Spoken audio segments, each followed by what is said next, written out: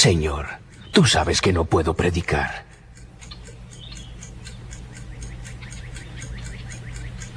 Bueno, si tú me muestras el camino, es decir, si tú envías una invitación para que yo predique, entonces, Señor, iré.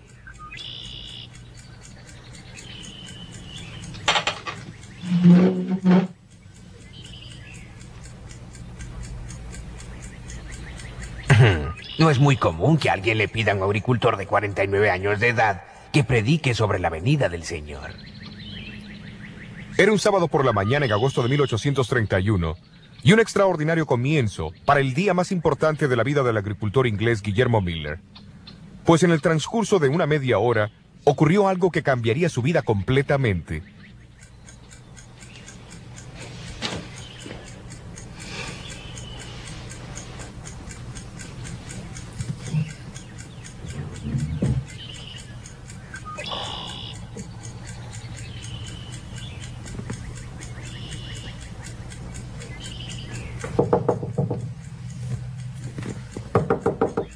Pase. Sobrino, ¿qué pasa? Tío Guillermo, el pastor de nuestra iglesia no podrá predicar mañana.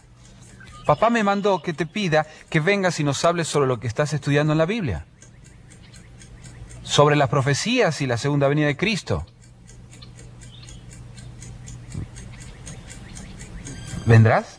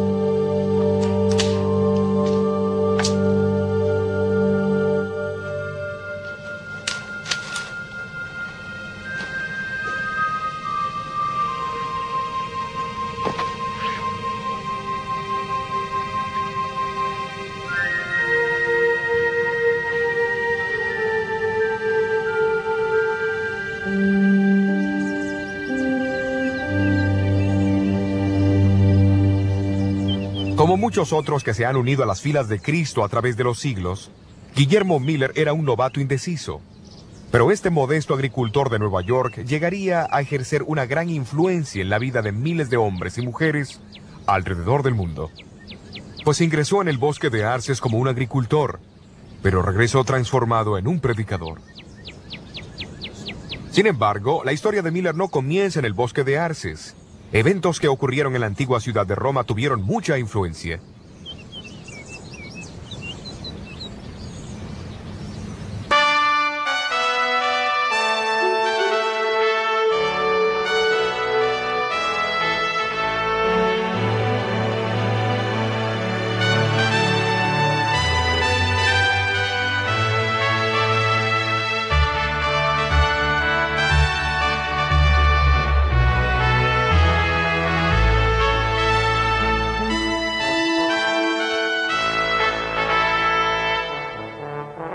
La Capilla Sixtina, cerca de la Basílica de San Pedro en Roma, es famosa por su historia y arte. Edificada por el Papa Sixto IV en 1473, es el lugar donde los cardenales de la Iglesia se reúnen para elegir un nuevo Papa. En sus paredes y techos se pueden ver magníficas pinturas de las escenas y personajes del Antiguo y Nuevo Testamento.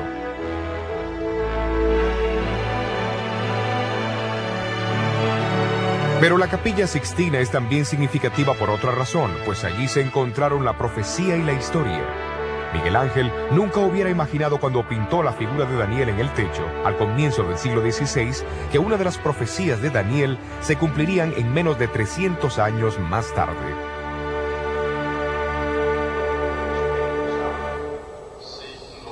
La profecía de Daniel en su capítulo 7 reveló que a la ascensión al poder del cuerno pequeño del cuarto gran imperio de Roma se le opondrían 3 reinos. Cuando estos reinos fuesen subyugados, Daniel dijo que el pueblo de Dios sería entregado en las manos del pequeño cuerno por un período de 1260 años. Pero ¿cómo se cumpliría esto? En el año 533 después de Cristo, el emperador Justiniano I, soberano civil supremo, proclamó que el obispo de Roma sería la cabeza de todas las iglesias del este y oeste de su territorio. Al someterse al Papa toda autoridad espiritual, Justiniano virtualmente entregó el pueblo de Dios en su mano y colocó la espada civil a la disposición del pontífice. Pero el decreto no podría ejecutarse mientras el tercer y último reino que se oponía al obispo de Roma, los ostrogodos arianos, gobernasen Italia. Su poder fue interrumpido cuando las tropas de Justiniano rompieron el sitio de Roma por los ostrogodos en el año 538 después de Cristo. Fue en ese año que el antiguo trono del Imperio Romano fue finalmente preservado para el papado y el período de su supremacía eclesiástica comenzó.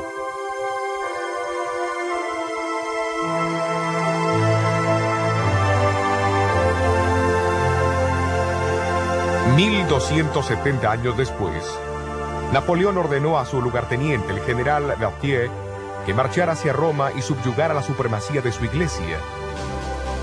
En febrero 15 de 1798, el nuevo gobierno republicano fue establecido y sus emblemas y armamentos removidos de la ciudad.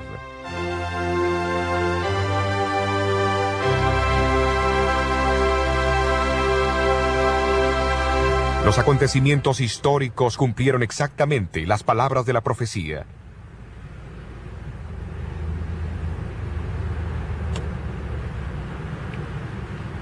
Poco más de 100 años antes, un doctor en divinidades de la Universidad de Oxford había sido el primero en declarar que la profecía de los 1260 años terminaría, como él decía, un poco antes del año 1800. Luego otros tomaron la misma posición. Algunos, como el famoso clérigo, filósofo y científico Joseph Priestley, hasta dijo que Francia sería el instrumento más adecuado para el cumplimiento de esa tarea. Cuando el golpe finalmente cayó sobre Roma en 1798, un coro de voces en Inglaterra, Europa y América atestiguaron el fin de los 1260 años de supremacía papal. A pesar de las diferencias de credo en otros puntos de fe, había una notable unidad en las interpretaciones proféticas básicas, recibidas de los primeros grandes reformadores. Ellos enseñaron acerca de los 4 imperios universales, las divisiones de Roma, el surgimiento del anticristo, el principio del día por año y la proximidad del juicio y la segunda venida de Cristo. Al despertar su interés en tan notable cumplimiento de la profecía, estos estudiantes de la Biblia empezaron a observar detenidamente la profecía más larga en el tiempo de Daniel, descrita en el capítulo 8. La predicción se encuentra en el versículo 14, en respuesta a una pregunta hecha sobre el tiempo que la visión cubría. ¿Cuándo Dios haría algo? Sobre el poder desolador que pisoteaba su santuario y su pueblo, la respuesta es la siguiente. Y él me dijo, hasta 2300 días de tarde y de mañana, y el santuario será purificado. El estudio de este periodo de tiempo ha intrigado a los estudiantes de la Biblia por cientos de años. Eruditos judíos, desde el comienzo del siglo VIII, y eruditos cristianos desde finales del siglo XIII, han identificado los 2300 días como 2300 años. Pero aunque muchos siguieron estudiando esta profecía, su significado seguía siendo un misterio. No debe sorprendernos, porque en Daniel 8, el ángel Gabriel le dijo a Daniel que el período de 2300 días años no se cumpliría hasta el tiempo del fin. Y en Daniel 12, Dios ordena al profeta a sellar su libro hasta ese mismo tiempo. Evidentemente, el significado de la profecía de los 1300 años no debería entenderse claramente hasta que el tiempo de su cumplimiento estuviese cerca.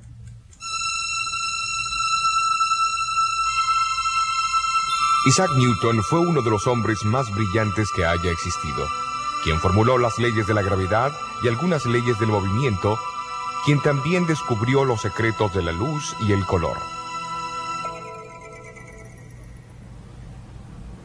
Pero muchos no saben que Newton escribió más sobre teología que sobre ciencia, pues él era un gran estudiante de las profecías de la Biblia.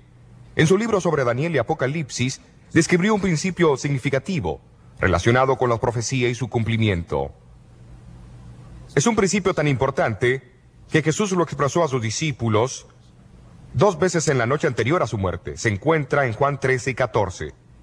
En el capítulo 14 Jesús dijo: y ahora os lo he dicho antes de que se haga, para que cuando se hiciere creáis. Isaac Newton creía que el designio de Dios era que su pueblo extendiera las profecías solamente cuando el tiempo de su cumplimiento se presentase. Y este principio profético se basa en los hechos de la historia. Cuando Roma gobernaba el mundo occidental, un gran grupo de estudiantes contemporáneos de la profecía reconocieron la identidad y el destino del cuarto imperio profético. Cuando Roma empezó a dividirse, otro grupo de personas describieron el temor que tenían del surgimiento del anticristo. Cuando el pequeño cuerno papal reveló el real carácter e identidad, una gran multitud de reformadores atestiguaron del cumplimiento de la profecía en muchos países. El Espíritu Santo explica lo mismo en otros lugares con más claridad, para que no quede ninguna duda a menos que uno sea un ignorante obstinado. Cuando los 1260 años llegaban a su fin, esto también fue proclamado en el Viejo y Nuevo Mundo.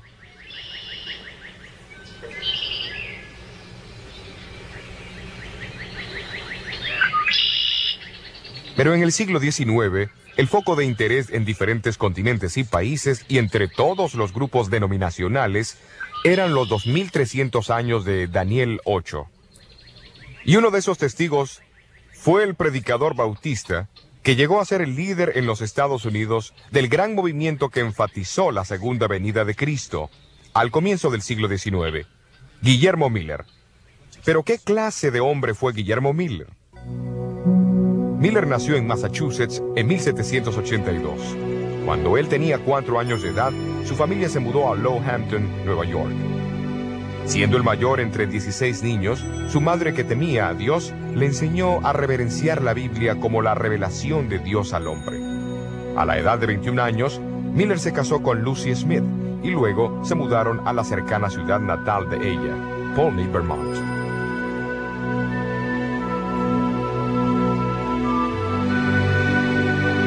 Al separarse de la influencia religiosa de su madre, Miller fue atraído por la filosofía del deísmo, promovida por sus amigos. Para el deísta, Dios es una clase de autor ausente que no tiene ningún interés en su creación. En consecuencia, la oración, la Biblia o la noción de un Salvador no tiene significado. En su libro Apología y Defensa, Miller más tarde describió esta experiencia.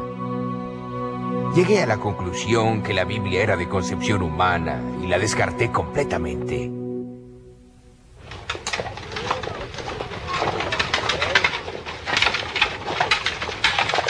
Pero Miller poseía cualidades personales que incitaban a otras personas a confiar en él. Llegó a ser el sheriff asociado y lugarteniente de la Guardia Nacional del estado de Vermont. Durante la Guerra Americana de 1812, fue ascendido a rango de capitán en el ejército de los Estados Unidos.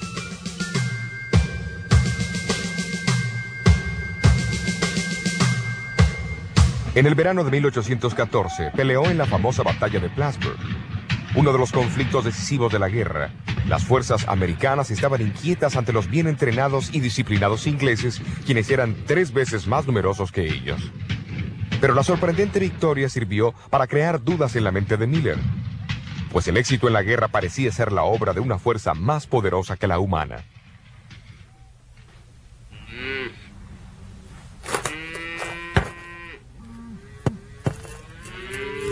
En 1815, Miller regresó a Lowhampton y edificó en un terreno de 80 hectáreas esta cómoda casa de 2 pisos cerca de un bosque de arces. Aunque ahora creía en un ser supremo, todavía no creía que Dios había dado alguna revelación por escrito.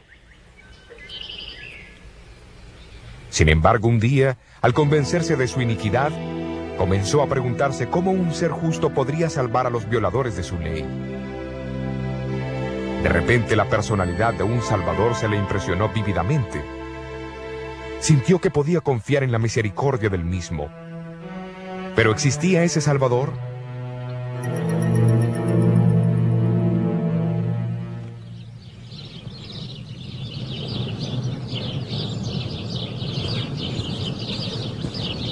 A fines de 1816, él aceptó a Jesús como su Salvador y amigo en la iglesia bautista de Hampton, y la Biblia llegó a ser un deleite.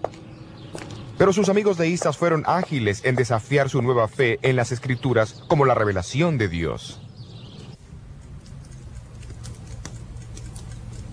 Dejando de lado todos los libros, excepto la Biblia y la concordancia de Cruden, Miller comenzó con Génesis 1 y prosiguió no más rápido de lo que su entendimiento del significado de cada texto le permitía. Pasó 2 años estudiando la Biblia meticulosamente, una tarea tan cautivante que muchas veces pasaba días y noches enteras en su estudio. ¿Y cuáles fueron algunas de las conclusiones a que llegó en 1818? Estoy completamente seguro que la Biblia se interpreta por sí sola y que es lo suficientemente simple para que todos la entiendan. También estoy convencido que la misma debe leerse literalmente, a no ser que exista una prueba clara que el escritor está usando un lenguaje simbólico. ¿Y las profecías del Viejo Testamento? Reconozco su forma simbólica, pero ellas casi siempre se cumplen literalmente. Tomemos por ejemplo el nacimiento, la muerte y la resurrección de Cristo. Estos fueron acontecimientos literales, pero sus profecías fueron escritas en un lenguaje simbólico y ocurre lo mismo hoy. Las señales de los tiempos y la presente condición del mundo concuerdan con las descripciones proféticas de los últimos días. Estoy convencido que este mundo ha llegado a los límites del tiempo asignado. Cristo Jesús está a punto de regresar en toda su gloria.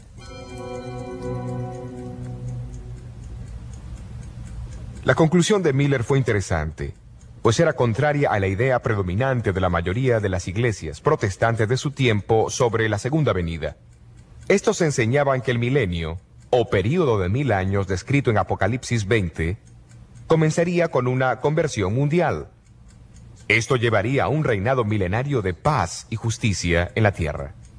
Entonces la segunda venida de Cristo ocurriría al final de los 1000 años. Mientras muchos pensaban que ellos reconocían las señales que indicaban que el milenio se iniciaría al comienzo de los 1800, Miller por su lado estaba convencido de que la venida de Cristo era inminente y que ocurriría al comienzo de los 1000 años. Estoy seguro de que nos hemos equivocado en cuanto a esto. Solo escuchemos Daniel 8, versículo 14. Hasta 2300 días de tarde y mañana, y el santuario será purificado. El capítulo indica que los 2300 años comienzan con el decreto de reconstruir Jerusalén en el año 457 a.C. El período termina alrededor del año de 1843. La Biblia parece enseñar que el santuario es la tierra. La purificación debe ser la purificación de fuego en la segunda venida de Cristo. Lo que significa que en unos 25 años el mundo llegará a su fin y Jesús vendrá. De hecho, Miller pasó los próximos 13 años examinando y reexaminando los argumentos a favor y en contra de su creencia. A medida que crecía su convicción, sentía que tenía el deber personal de comunicar al mundo sus conclusiones. Cuando los años de investigación finalmente borraron todo vestigio de duda, el temor de hablar en público se hizo presente.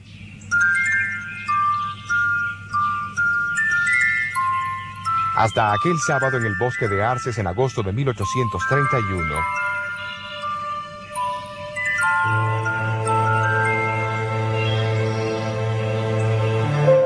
Miller acompañó a su sobrino, Irving Guilford, a la casa de los Guilford en Dresden.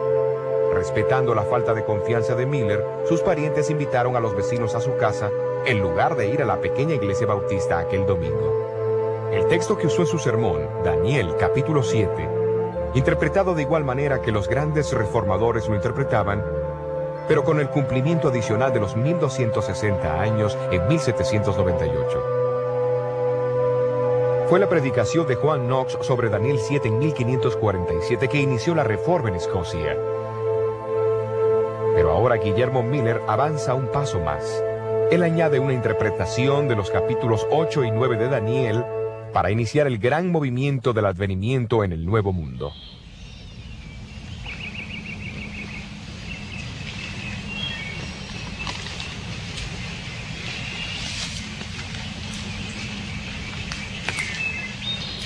Cuando Miller regresó a la casa, empezaron a llegar invitaciones para predicar en lugares cercanos y lejanos. Su segunda serie de reuniones tuvo lugar en esta imponente casa de reuniones bautista en Pulney, su antigua ciudad natal. Miller nunca podría haber imaginado que en el transcurso de 15 años su influencia se extendería desde Lowhampton a través de todo el mundo.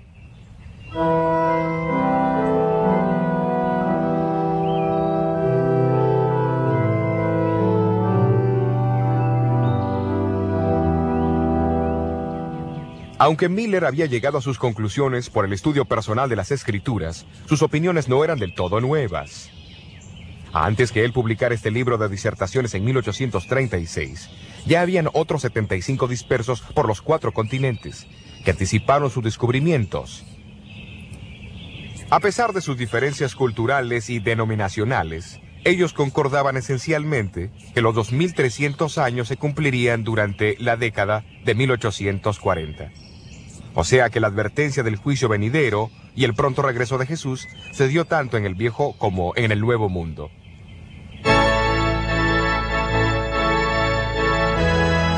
Solamente en Inglaterra más de 1000 ministros la propagaron. En Suecia, donde la predicación contraria a la de la iglesia establecida era ilegal, los niños proclamaron el pronto advenimiento de Cristo. En Estados Unidos, el mensaje de Miller fue oído en las principales ciudades de la nación. El Señor viene. Su llegada es inminente. ¿Estás listo para encontrarlo?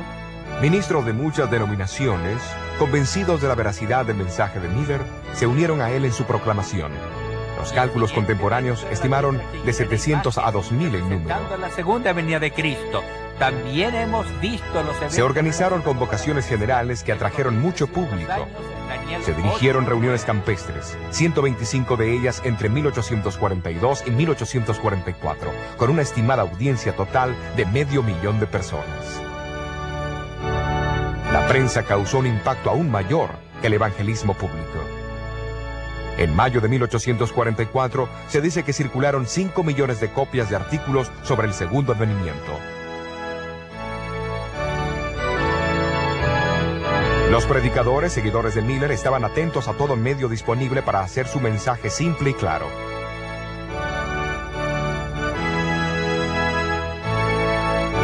Este cuadro, con sus fotos y figuras, claramente se enfocaba en el año climático de 1843, la fecha aguardada por la venida del Señor.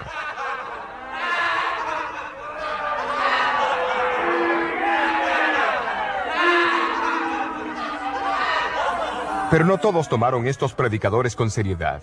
Un legislador introdujo una propuesta para posponer el fin del mundo hasta 1860.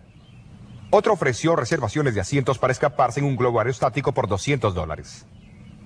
Miller siempre había vacilado en fijar una fecha exacta. Mientras el año de 1843 se acercaba, más lo presionaban. Porque el año sagrado de los judíos comenzaba en la primavera. En el año 2300, desde la primavera del año 457 a.C., se cumpliría entre las primaveras de 1843 y 1844. La primavera de 1844 pasó, y Cristo no vino. Volviéndose las Escrituras para una solución a su problema, los seguidores de Miller encontraron la parábola de las 10 vírgenes en Mateo, capítulo 25. En el versículo 5 leyeron la frase, y tardándose el esposo. Evidentemente habría un tipo de tardanza, y así ellos esperaron hasta agosto de 1844, cuando ocurrió un acontecimiento extraordinario. En las reuniones campestres de Exeter, Nueva Hampshire, Samuel Snow, un predicador seguidor de Miller, reavivó a su audiencia. Primero mencionó que, de acuerdo a Esdras 7, el decreto de reconstruir a Jerusalén, que inició los 2300 años, no comenzó hasta el otoño del año 457 a.C. Siendo así, los 2300 años tendrían que terminar en el otoño, no en la primavera. ¿Pero qué día del otoño? Basándose en sus estudios de las fiestas primaverales y otoñales de los judíos en Levítico, Snow concluyó que Jesús aparecería en el 10º día del 7º mes. La mejor evidencia indica que el 10º día del 7º mes judío ocurrirá el 22 de octubre de 1844. Así que en menos de 3 meses, el esposo estará aquí para buscar a su esposa.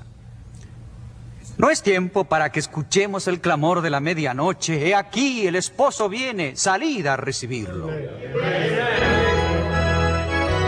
Las colinas de Nueva Inglaterra pronto resonaron con el clamor de la medianoche. Miller estaba entre los últimos en aceptar esa fecha. Pero él y otros líderes sintieron que guardar silencio parecía contrariar el trabajo del Espíritu Santo.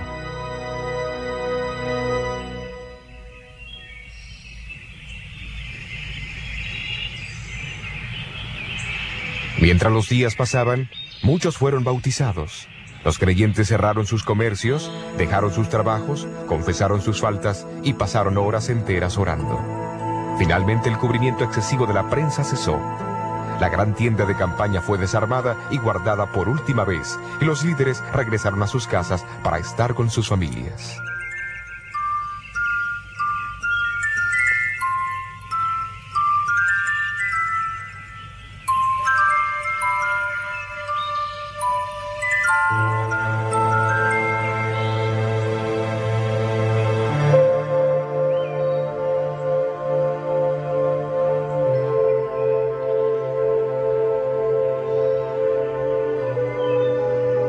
El mes de octubre es otoño en Nueva Inglaterra. Un poco más allá de este bosque de arces donde Miller había luchado con Dios, hay un gran promontorio de piedra caliza. Es conocida hoy como la Roca de la Ascensión.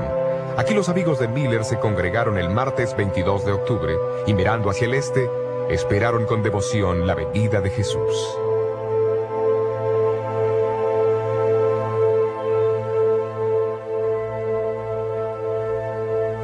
Por todo el país, decenas de miles de adventistas, como se le llamaban ahora los seguidores de Miller, se reunieron en iglesias, tiendas y hogares.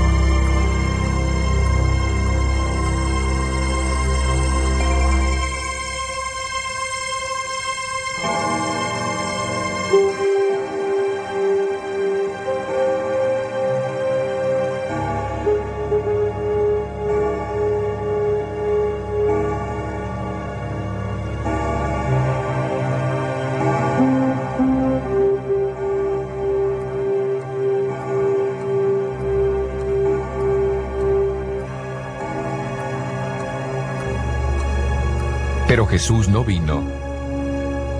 Lo que había comenzado como un día de esperanza, terminaba en una amarga oscuridad de chasco.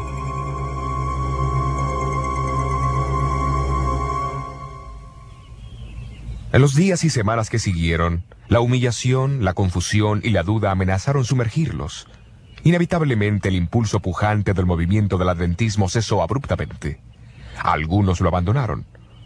¿Los había engañado Guillermo Miller? Miller nunca abandonó su fe en el pronto regreso de Jesús. 4 años después del chasco construyó esta pequeña capilla en su finca, detrás de la Roca de la Ascensión, y el grupo de creyentes que siguieron compartiendo la esperanza de Miller se reunían aquí con él y su familia.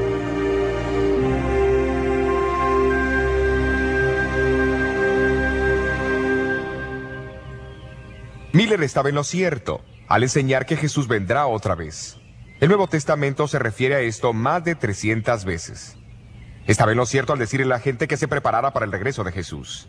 Después de todo, Jesús, Pablo, Juan, Pedro y los muchos cristianos a través de todas las eras dijeron lo mismo.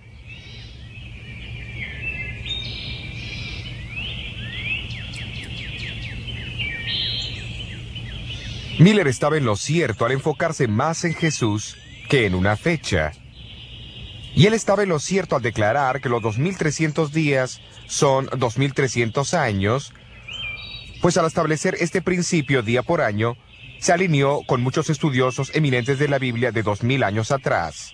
Y al proclamar que los 2300 años se extenderían a la década de 1840, Miller fue solamente uno entre miles de estudiantes contemporáneos de la Biblia que creían lo mismo. Entonces, ¿qué pasó?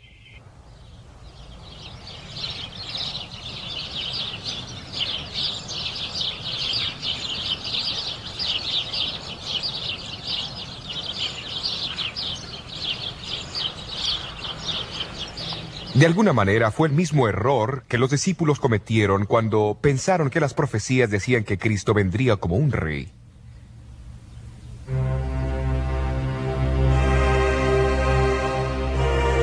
No fue un error de una persona irracional o los cálculos insensatos de un fanático, sino que fue un honesto malentendido del significado de la frase del Antiguo Testamento, donde menciona la purificación del santuario.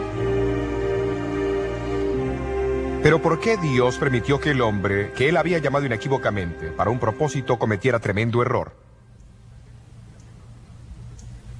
Tal vez nunca sepamos la respuesta completa a esta pregunta. Pero recordemos que en aquel tiempo, muchos cristianos creían en una conversión mundial que culminaría con el regreso de Jesús al fin de los 1000 años. Tal vez Dios en su amor estaba enviando un mensaje al mundo de una manera alarmante para advertirle de los crecientes problemas y maldades que padecerían al inminente retorno de su Hijo, antes de los 1000 años. Miller estaba en lo cierto sobre el cálculo de la profecía de los 2300 años de Daniel. Algo ocurriría al final de los 2300 años. La purificación del santuario. Tal evento demandaba una amplia publicidad y la más grande atención posible.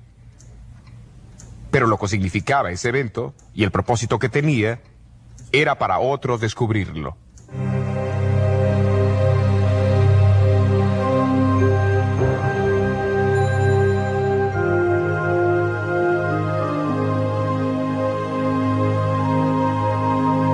Miller falleció 5 años después del gran chasco del 22 de octubre de 1844. Poco antes de morir, Miller escribió esta carta inconclusa. Apreciado hermano, no puedo contenerme de escribir una palabra o dos aunque no pueda ver. Todo marcha bien. El esposo viene, no hay duda. El rey debe venir. Levanten sus cabezas. Muestren regocijo. No sean creyentes infieles. Pronto veremos al que hemos buscado y esperado.